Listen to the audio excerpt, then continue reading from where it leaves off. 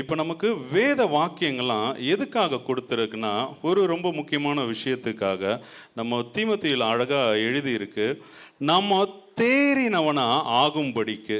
2 தீமோத்தேயு 3ஆம் அதிகாரம் 16வது வசனத்தில் இருக்கு. நாம தேறினவங்களா ஆகணுமா. ஹல்லேலூயா, ஹல்லேலூயா. நம்ம எதில் தேறணும்னா, இப்போ நம்ம சொல்கிறோம்ல, நம்ம வியாதிப்பட்டு சரீரம் வீக்காக இருக்கும்போது நம்ம சரீரம் தேறணும்னு சொல்லுவோம் இல்லையா.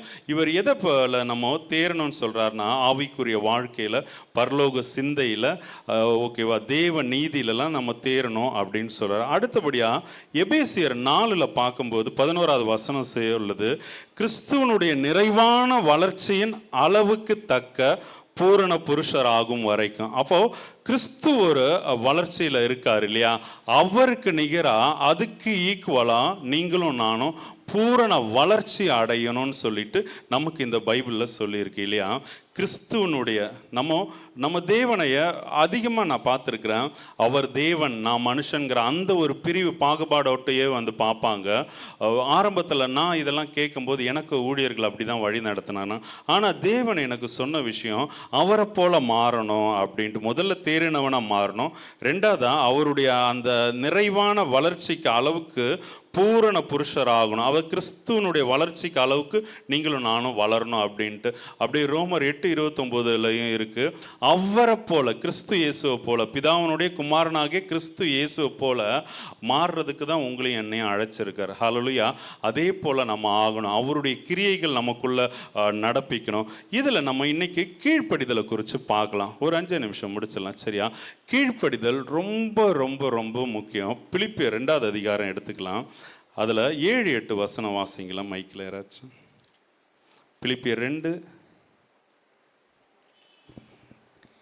தம்மைத்தாமே வெறுமையாக்கி அடிமையின் ரூபம் எடுத்து மனுஷர் சாயலானார். அவர் மனுஷரூபமாய் காணப்பட்டு மரண பரியந்தம், அதாவது சிலுவையின் மரண பரியந்தமும் கீழ்ப்படிந்தவராகி தம்மை தாமே தாழ்த்தினார். கீழ்ப்படிந்தவராகி தம்மை தாமே தாழ்த்தினார். அப்போ இயேசு கிறிஸ்துட்ட இருந்த ஒரு ரொம்ப முக்கியமான சுபாவம் என்னன்னா, அவர் கீழ்ப்படுகிறவராக இருந்தார். மரண பரியந்தமும் அவர் கீழ்ப்படிந்தவராக இருந்து தன்னை தாழ்த்துறார். ஹல்லேலூயா. சிலுவையின் மரண பரியந்தம் கடைசியில் வரைக்கும் அவரை நிந்திக்கிறாங்க, ஏளனம் பண்ணுறாங்க, ஆனாலும் அவர் கீழ்ப்படிஞ்சு இருக்கார். ஹல்லேலூயா. அவர் எதுக்கெல்லாம் கீழ்ப்படிஞ்சார், நீங்களும் நானும் எதுக்கெல்லாம் கீழ்ப்படியணுங்கிறத நம்ம ஒரு சில பாயிண்ட் வச்சு பார்க்கலாம். முதலாவதாக தேவனுக்கு கீழ்ப்படியணும். தேவன் உங்களுக்கு சொன்ன விஷயத்தில், உங்களுக்கு நடத்துகிற விஷயத்தில், உங்களை அழைச்ச விஷயத்தில் நீங்கள் கீழ்ப்படிஞ்சே ஆகணும். முதல்ல நீங்கள் தேவனுக்கு கீழ்ப்படியணும். ரெண்டாவதா தேவ மனுஷனுக்கு, அதாவது எந்த மனுஷனுக்குள்ள தேவன் இருக்காரோ அவங்களுக்கு கீழ்ப்படியணும். அதாவது நான் ஊழியர்கள் அப்படின்னு பொதுவாக சொல்லாமல், ஒரு மனுஷனுக்குள்ள தேவன் இருக்கிறது தெரிஞ்சால் அவங்களுக்கு நீங்கள் கீழ்ப்படியணும். அவங்க பெரியவங்க சின்னவங்க வயசில் அதெல்லாம் பார்க்கக்கூடாது. தேவன் ஒரு மனுஷனுக்குள்ளே இருந்தால் நம்ம கீழ்ப்படிஞ்சு ஆகணும். அது சின்ன குழந்தையாக இருந்தாலும் சரி. இப்போது சாமுவேலுக்கு கீழ்ப்படுகிறார் இல்லையா ஏலி, ஏன்னா தேவன் சாமுவேல் கூட இருந்தார். அப்போது இந்த மனுஷன் பிரதான ஆசாரியனாக இருந்தும் ஒரு சின்ன பையனுக்கு கீழ்ப்படுகிறார் இல்லையா. அப்போது உங்களுக்குள்ளேயும் எனக்குள்ளேயும் அந்த கீழ்ப்படிதல் வேணும். ஆனால் நம்மளுடைய மாவட்டத்தில் அது எங்கேயுமே நான் இன்னுமே பார்க்கல இல்லையா. அவங்க யார் பெரியவங்களாக இருக்காங்களோ அவங்களுக்கு தான் கீழ்ப்படியணும். அதுக்கு வேற நிறைய வசனத்தை சொல்லுவாங்க. நான் என்ன சொல்கிறேன், கிறிஸ்து இயேசுவை போல மாறுங்க, அதுக்கு நீங்கள் இந்த கீழ்ப்படிதல் உங்களுக்கு வேணும் அப்படின்னு சொல்கிறேன். ஹல்லேலூயா. அது உங்கள் வீட்டில் இருக்கிற பிள்ளைங்களா இருக்கலாம், வெளியில் இருக்கவங்கள்ட்ட இருக்கலாம். நீங்கள் ஆவிக்குரிய மனுஷனா தேவ ஆவியில் இருந்தீங்கன்னா யாருக்குள்ள கிறிஸ்து இருக்காங்கன்னு உங்களுக்கு தெரியும். அவங்க கிட்ட போகிறதுக்கோ பேசுகிறதுக்கோ உள்ளுக்குள்ள ஒரு பயம் வரும். தேவ பயத்தை சொல்கிறேன். நீங்கள் நார்மலாக ஊழியர்களை பார்க்கும்போது பயப்படுவீங்க, நான் அதை சொல்லலை. ஒரு மனுஷனுக்குள்ள அந்த தேவ ஆவியினால் நிரப்பப்பட்டிருந்தானா, தேவனுடைய நடத்துதல் இருந்தானா, அந்த ஹீட் அடிக்கும், அந்த அனல் அடிக்கும், நமக்கு ஒரு பயம் வரும், நம்மளை தானாகவே தாழ்த்தும். அந்த மாதிரி நிறைய அனுபவங்களுக்கு. அப்போது ஃபஸ்ட்டு தேவனுக்கு கீழ்ப்படியணும். ரெண்டாவது தேவன் யாரு கூட இருக்காங்களோ அவங்களுக்கு கீழ்ப்படியணும். தீத்து 3:1 வாசிங்களேன். மூணாவதா எல்லா துறைத்தனத்துக்குமே கீழ்ப்படியணும் அப்படின்னு வசனம் சொல்லுது. துரைத்தனங்களுக்கும் அதிகாரங்களுக்கும் கீழ்ப்படிந்து அடங்கி இருக்கவும். அது வசனம் அப்படியே 2வது வசனத்தில் முடியும். இதை பவுல் தீத்துவுக்கு எழுதுறாரு இல்லையா, எல்லாருக்கிட்டையும் துரைத்தனத்துக்கும் அதிகாரங்களுக்கும் கீழ்ப்படியணும் அப்படின்ட்டு. இதுலேருந்து முதல்ல நம்ம கவர்மெண்ட்டுக்கு கீழ்ப்படியணும் இல்லையா. இது நம்ம இந்திய அரசியல் அமைப்பின் சட்டத்தின்படி நம்ம கீழ்ப்படிஞ்சு இருக்கணும். ஏன் இப்போ சட்டத்துக்கெல்லாம் கீழ்ப்படினா? அவங்களாம் என்ன தேவனை அறிஞ்சவங்களா? அவங்களாம் நம்ம தேவனுக்கு எதிராக இருக்காங்களான்னு நீங்கள் நினைப்பீங்க. வெளிப்படுத்தின விசேஷம் 1 அதிகாரம் 1:5 இருக்குது. வசனம் எடுக்க வேணாம், நான் அப்படியே சொல்லிட்டு போகிறேன். எல்லா ராஜாக்களுக்கும் அதிகாரியாக யார் இருக்கார்? கிறிஸ்து இயேசு இருக்கார். அவரை தாண்டி ஒரு சட்டமும் இங்கே பூமியில் போட முடியாது இல்லையா.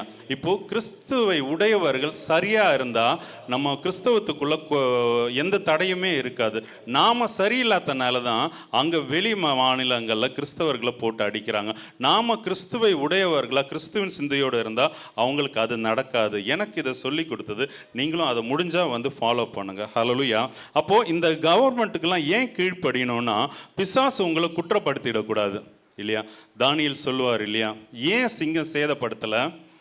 அவர் மேலே எந்த ஒரு குறையும் இல்லை, நீதிக்கேடு எதுவுமே செய்யலாம். அப்போது நீங்களும் உங்களை அனுதினமும் குற்றப்படுத்துகிற ஒருத்தன் இருக்கான், பிசாசு, தேவ சமூகத்தில் இருந்து இல்லையா.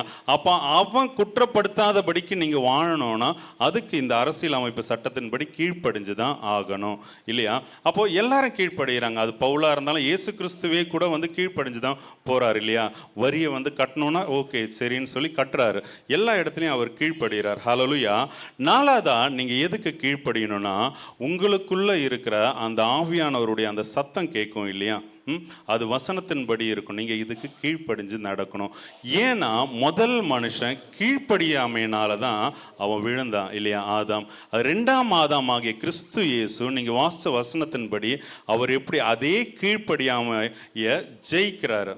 மரண பரியந்தம் தன்னை தாழ்த்தி கீழ்ப்படிந்தவர் ஆகி அவர் மரணத்தை ஜெயிக்கிறார். நீங்களும் நானும் இந்த வசனம் எதுக்கு கொடுக்கப்பட்டிருக்குன்னு பார்த்தோம், கிறிஸ்துவ போல மாறுறதுக்கு, அவரை போல பூரண வளர்ச்சி அடைகிறதுக்கு இல்லையா, நம்ம தேறி வர்றதுக்கு வேண்டி கொடுக்கப்பட்டிருக்கு. அப்போது உங்களுக்கும் எனக்கும் அந்த சுபாவம் வேணும், இல்லாமல் பரலோக ராஜ்யத்தில் போக முடியாது.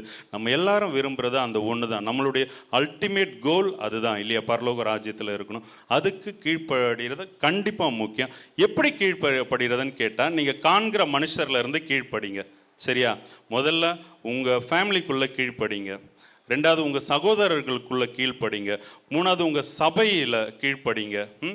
அன்பு கூறலைன்னா உங்களுக்கு கீழ்ப்படிதலே வராது இல்லையா. அப்போது நீங்கள் காண்கிற மனுஷங்களுக்கு கீழ்ப்படியில், காண்கிற காரியத்துக்கு நீங்கள் ஒபே பண்ணாமல் தேவனுக்கோ தேவனுடைய காரியத்துக்கோ ஆவியானவருக்கோ வசனத்துக்கோ ஒருபோதும் கீழ்ப்படிய முடியாது. அப்போது நீங்கள் இங்கே இருந்து கீழ்ப்படிய ஆரம்பித்து தேவனுடைய வார்த்தை கீழ்ப்படிஞ்சு தேவனுடைய ராஜ்யத்தில் இருக்கும்படியாக வாழ்த்துறேன். கர்த்தர் தாமே உங்களை ஆசீர்வதிப்பாராக. ஆமென்.